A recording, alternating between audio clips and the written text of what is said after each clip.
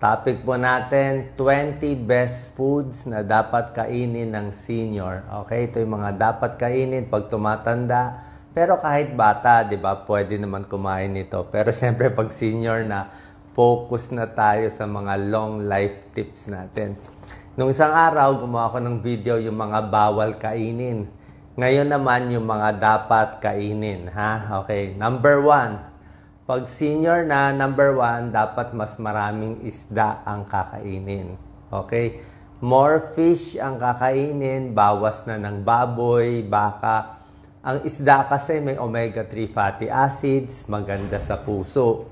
Okay? Hindi lang puso maganda, sa cholesterol, pwede rin. At yung mga may palpitasyon, pwede rin. Nakakatulong din sa palpitasyon ng omega-3 fatty acids ng isda.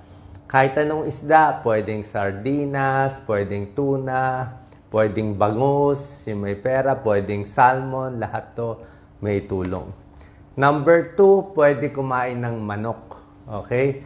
Lalo na yung, siguro yung pecho, yung breast, pwede. O pwede naman may balat konti, medyo fatty lang yung balat. Pero at least yung manok better. Pero ang gusto natin sa manok, wag naman fried chicken lagi. Kasi kung fried chicken na may breading, mamantika pa rin. Maganda sa manok, yung mga roasted, inasal, o nilagang manok, pwede rin yan, nasabaw. Bukod sa manok, yung mga ibang healthy, yung mga turkey, yung mga low sodium. Ang maganda sa chicken kasi, may protina. Pampalakas ng muscle, pagbigay ng energy. Pwede yan sa may edad. Number 3, pwede ang mga tofu, mga tokwa, okay lang yan. Kasi mga tofu, tokwa, protein yan eh. May protein din siya eh.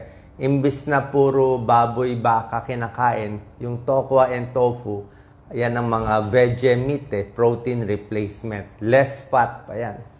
Number 4, magugustuhan nyo to, itlog. Okay, kahit senior, pwede itlog. Pero syempre sa itlog, mas gusto natin egg white. Okay? Ang mga doktor, basta may sakit sa katawan, may liver problem, egg white. Puro egg white ang binibigay. Bakit egg white? Mataas sa protein ang egg white. Okay? Tsaka ang itlog, actually pwede rin naman yung egg yolk eh. Kahit medyo mataas sa cholesterol. Ang recommended siguro hanggang 1 egg in a day pwede. Isang itlog sa isang araw. Kung bibilangin mo sa isang linggo, mga 7 itlog, 7 eggs in a week yan. Kahit may konting sakit sa puso, pwede na yan. 1 egg a day lang naman. Depende rin sa luto, imbis na fried egg, pwede rin naman hard-boiled egg. Di ba? Huwag lang yung medyo malasado. Ayaw natin yung pag malasado kasi baka mamaya may bacteria, may salmonella. Mas luto konti yung gitna, pwede. So itlog, napakaganda. Mataas sa protina. Ang itlog may vitamin D. Vitamin D is as in dog. Bihira lang yung may vitamin D na pagkain. Meron ding choline. Ang choline para sa utak nasa itlog din. So, mura pa ang itlog, di ba? So, kompleto siya. Pag wala kayong pera, pambili ng mga mamahaling karne, itlog na lang pwede yan, pampalakas. Number 5, pwede kumain ng mani. Kasoy, peanut, walnut, almond, kasoy, lahat yan pwede. Basta yung mani, meron mga binibenta ngayon yung mga unsalted, yung walang asin, walang mantika, mani lang. Yun talaga maganda. Tapos, mga 30 grams lang, mga konti lang, isang dakot ng ganyang maliit lang. Pwede na yan for the day. Ang maganda sa mani, talagang concentrated siya. Punong-puno siya ng minerals, ng protein, marami siyang sustansya. Yung mani na walang asin, walang mantika, okay din yan sa puso, okay din sa cholesterol, pati sa diabetes, nakaka-prevent din yan. So maganda yan. Kahit buto ng kalabasa, maganda rin yung buto ng kalabasa, basta konti lang. Ang babantay lang natin sa mani, wag lang yung luma o baka yung sira na, kasi pag nainitan, ayaw natin. Meron kasing nagmo-molds nag-aamag, ayaw natin yun. Number 6, pwede nyo kainin strawberry. Sa mga prutas, sa Baguio, mura ang strawberry. Napakaganda ng strawberry kasi Ang strawberry and other berries, wala tayong ibang berries dito, yung mga blueberry, cranberry. Pero ang strawberry, anti-cancer siya. May anti-cancer property, may antioxidant ang strawberry, may fiber, may vitamin C, at mababa siya sa calories. Like sa Baguio, pag ang strawberry doon, hindi mo nalalagyan, matamis na siya. Yun talaga healthy. Number 7, pwede mo kainin ito, pampahaba ng buhay. Mansanas apple. Okay? Apple, very healthy. Kaya nga sinabi, an apple a day keeps the doctor away. Mansanas, bakit? Low calorie. Kung gusto mo ng pampapayat na prutas, mansanas. Para sa diabetes, mansanas din. Ang baba ng glycemic index ng mansanas. Pag gutom ka, magmansanas ka. Pag stress ka, amuyin mo lang yung apple. Apple smell, apple scent, pamparelax. Pag nagpa-panic attack, mag-amoy ng apple. Apple, nakakabusog. Isang apple, 100 calories din lang siya. So, maganda siya. Pears, pwede rin. Apple, tapos yung balat ng apple, hugasan lang maigi. Pwede mo kainin konti nung balat. Kasi nasa balat yung fiber, yung pectin. Good for digestion, anti-inflammation, good for the heart. Ang baba lang ng sugar niya. So, hindi ko sinasabi apple juice. Apple juice, matamis na yon, may asukal na yun. Apple mismo. Diba? Actually, saging din pwede. Pero yung saging, wag lang masyadong marami. Mga 1 to 2 bananas lang. Tapos, wag din yung overripe. Wag din yung sobrang tamis. So, konti lang ang prutas kasi ng mga okay. Apple, pears, saging. Oranges, pwede rin. Yung mga natin, citrus fruits. Orange, dalandan, suha, lemon, calamansi. Kaya lang, pag ginawa mong calamansi juice, lalagyan pa asukal, matamis. Pero orange mismo, dalandan, pongkam, maganda yan. Vitamin C, super ganda.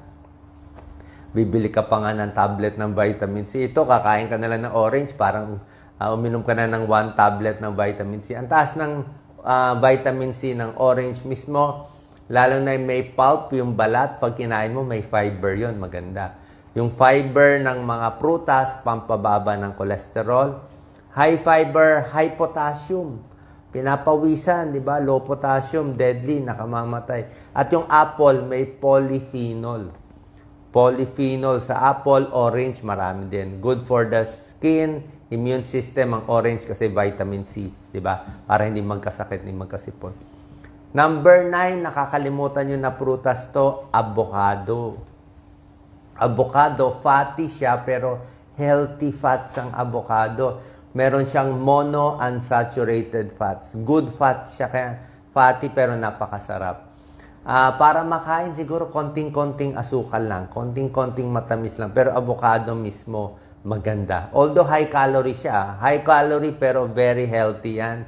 Maganda sa puso, vitamin, minerals, good fats. Monounsaturated fat. Hindi ko sinabi itong mga pagkain unli na lahat kakainin mo. Avocado siguro isang slice. Okay na yan.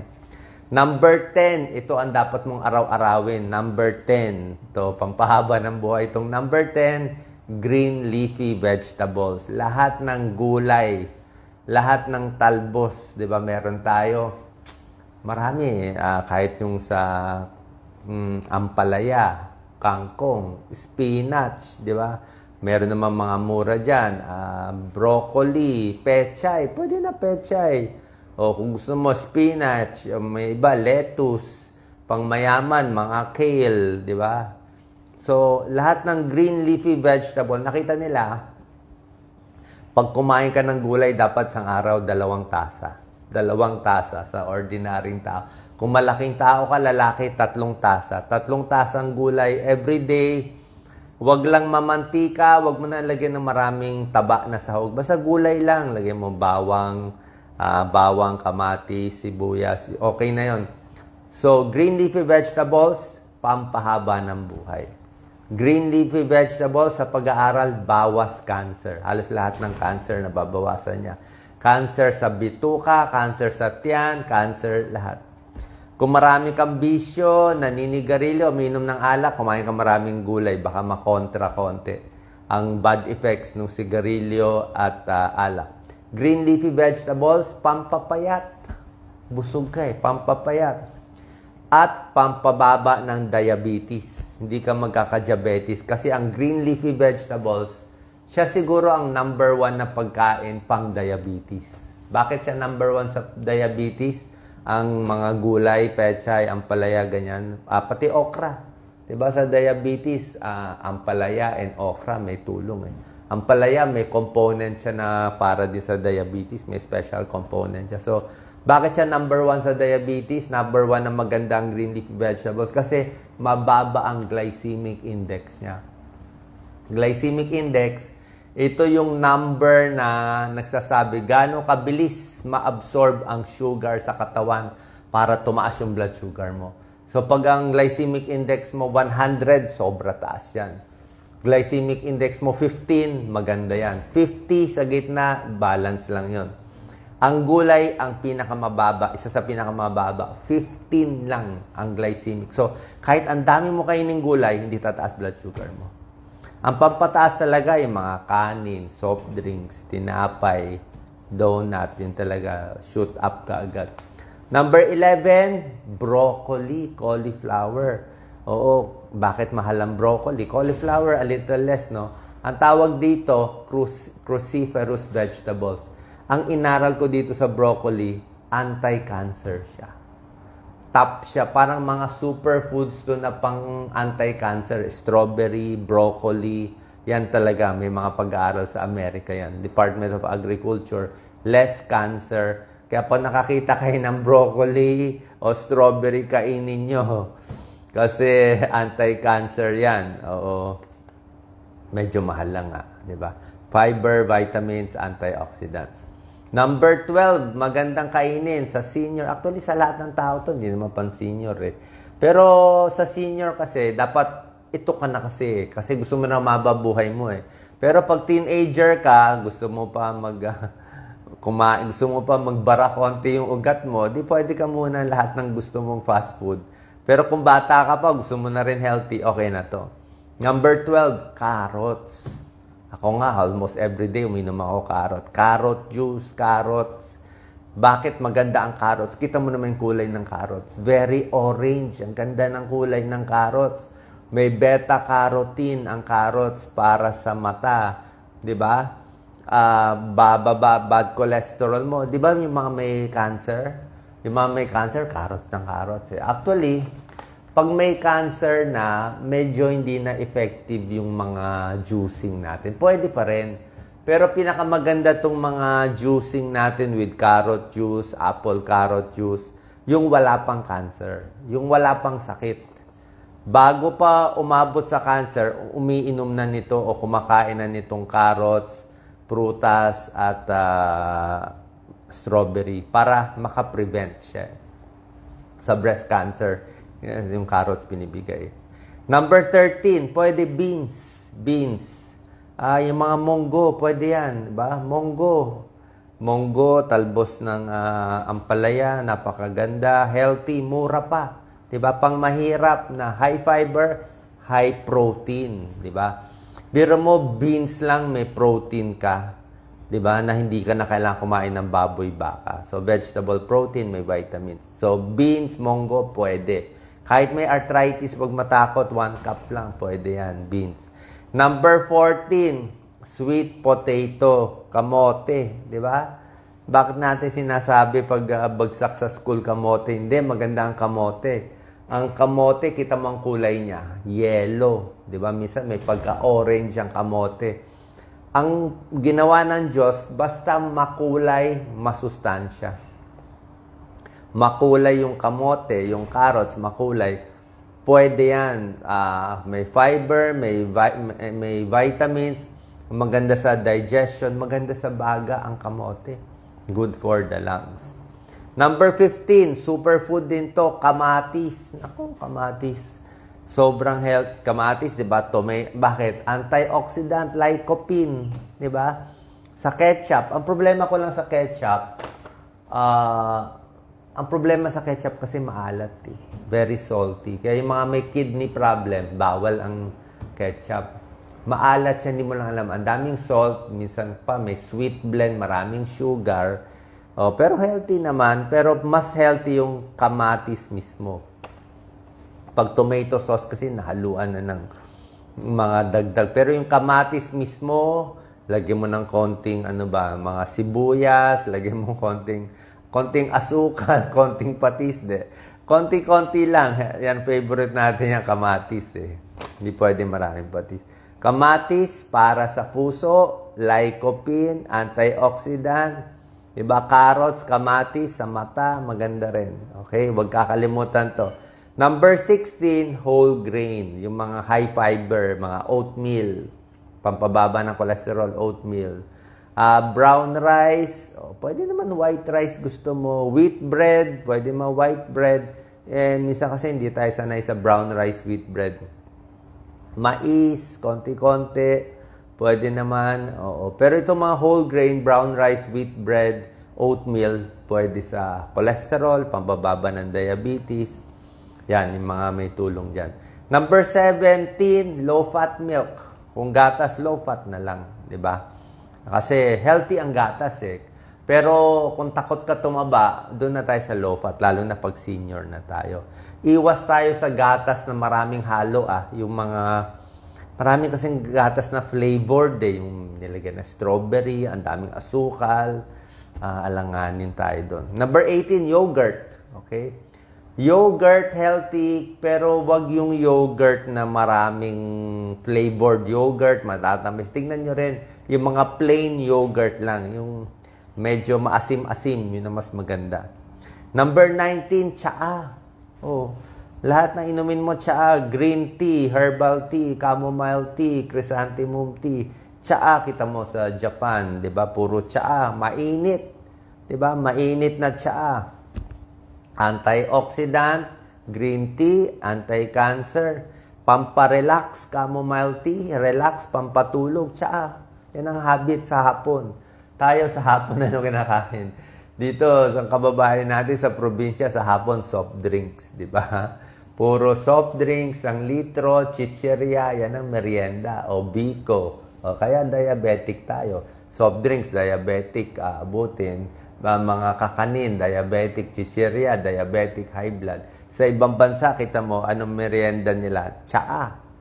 Di ba? Tsaa, konting mga matatamis, malilit lang, pero more tsaa sila. Number 20, last, the most important, tubig. Diba? Dapat maraming tubig. 8 hanggang 10 baso.